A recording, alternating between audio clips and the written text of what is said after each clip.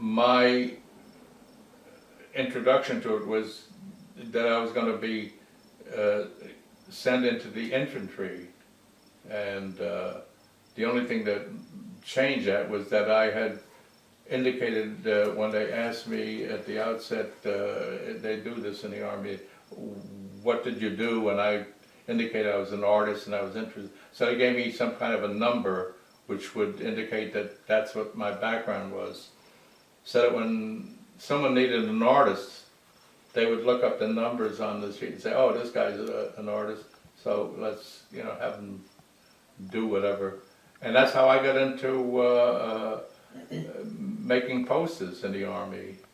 When you say posters, were these drafty posters like Uncle They were Sam posters Loves that You, were positioned around the camp. We're looking at some of the work I did when I was in the Army, and these are some of the posters that I created for you know, viewing at Camp Lee, where I was stationed, and I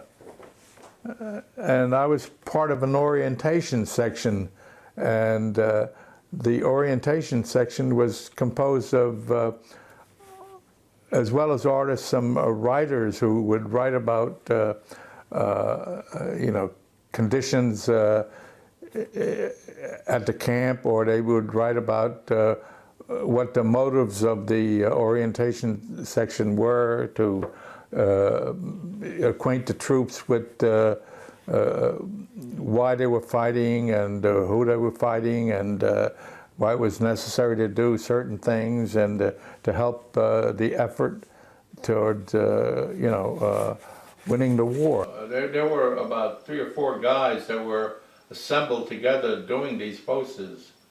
So, and that's how I met this one guy. His name was Ogden Whitney, and it was wonderful meeting him because he used to do comic books, and one of his characters was a character called Skyman, which was very popular in comic books at that time. He was doing them for, I don't know if it was Detective Comics or one of famous funnies, I don't know. It was one of those comic books that was very popular, and his character was Skyman. And so I worked with him, you know, during this period, and I learned a lot from him. He was older than I was. I was 18 or 19, 20. He was 25, 26, 27, which in my eyes was a lot older. Big difference. I thought, my, this old guy is really, you know, looking after me.